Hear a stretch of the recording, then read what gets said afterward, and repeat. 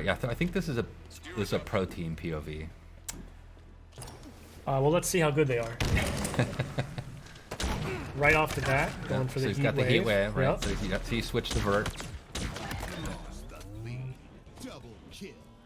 There's Steitzer. Steitz. It's good to have Steitzer back, or we call it, there's some nickname of Steitzy is kind of the people implementing the VO.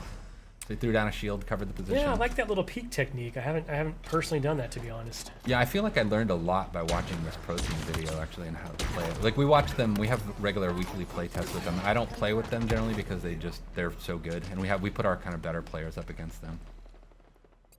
Also noticed that player went straight for the power weapon that spawns on this map in Slayer, which is hard for me to use, if I'm being honest. So you'll see, like, I mean, so you can see the friend foe. That's one of the obvious things you're looking at here. I know Sam was talking about it earlier. This is something that we've continued to kind of iterate and evolve, even beyond this build. I think this might be our main build right now. This power weapon spawns there. The skewer is it's satisfying as heck, but it's hard for me to use. I am worse at that gun than I am with the Commando rifle for sure. When you hit a target, like especially a vehicle, it's super satisfying. All right, so he was spectating.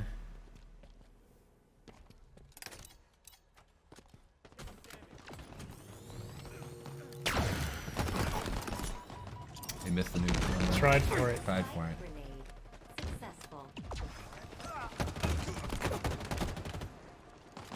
Hard for us to hear in studio, but I believe you'll hear some personal AI coming through. Yeah, you're hearing. There's a few things. So there's the Spartan chatter that we had in Halo 5. It really just kind of brings the battlefield, gives a lot more like reaction feedback to what's going on in the game. But you'll hear this personal AI, and what we did with them is we replaced what was called Spartan Leader, our team leader, and it's just a more personal version of that, and they have a lot of personality, and so it lets you kind of swap around and kind of customize that feedback, and they give you a lot of low-level fit. Pulled the power up.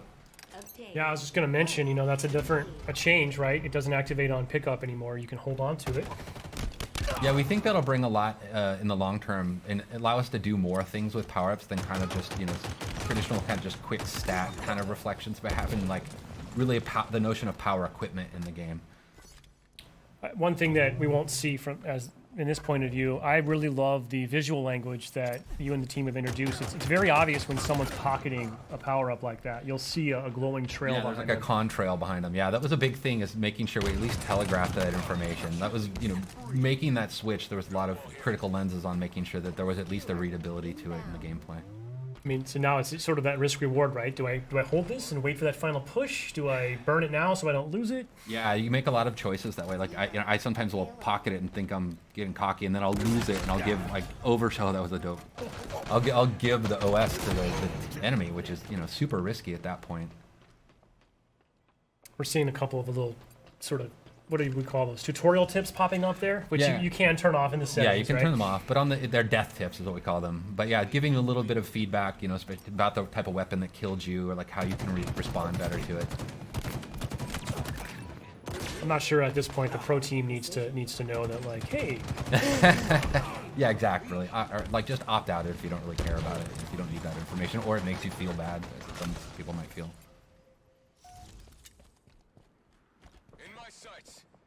I do love this map. Yeah, the pelicans flying by. It's you know, it's an homage to Sergeant Avery Johnson, Academy of. So it's kind of cool just to kind of pay homage to, like, you know, one of ours and everybody's favorite character in the side of the Halo canon. By the way, whoever this player is just getting active camo every spawn. I don't know what the other team's up to right now. Seems to be watching that call out. Yeah, the power ups, we treat those like, you know, like the power weapons and stuff. They're up on a pad. They have a lot of messaging and broadcasting about them, so you know when they're coming up. Now your Spartan AI will tell you that, right? Yeah, the Spartan AI calls it out as well. So there's a lot of information just kind of driving feedback. You get the stick there. You can see, like, there's the weapon racks you'll see in the levels as well. He ran past one a second ago. Yeah, right. Yeah, back it's in the background, right? Yep. What's cool about them is, like, you know, before you might run past where a weapon would spawn and then not realize that it's coming up in 2 seconds, and it could change your choice and like how you deal with it. Like when we playtested this morning, I actually stopped at one point on a weapon rack because I was like, oh, it's like 2 seconds out. I might as well wait for it and switch out my pistol, which I think I'm just telling everybody that I'm really bad with a lot of the guns in our game.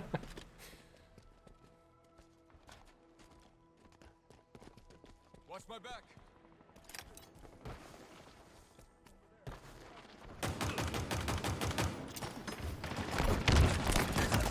That was a nice one. I do love the sidekick. It's really cool, and like when somebody's really good with it, it's really threatening because they can just feather that thing super fast and just crack This people. this player really likes this little like drop wall kind of Covering a technique, post, huh? yeah. And, like kind of locking down an entryway so they can watch their backs. It's neat to watch how people use these, like all the different equipments in different ways. Well, hopefully a lot of players this weekend are going to be lighting us up on social, sharing clips with us, because I can't wait to see just some of the new creative ways that the community at large figures out how to use this new sandbox.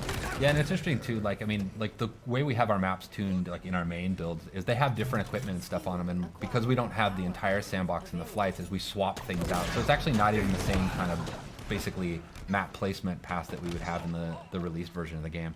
But we, you know, it just at least gives us something so we can get something in there for people to play with.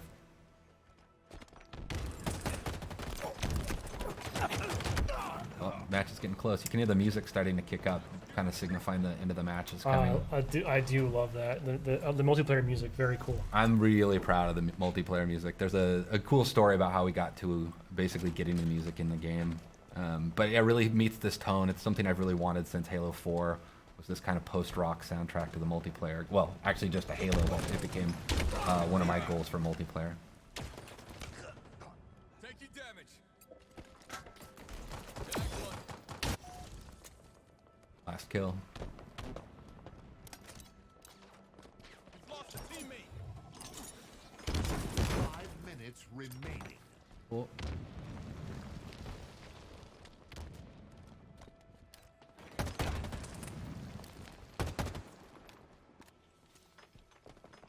In my sights. Victory. Kill's got some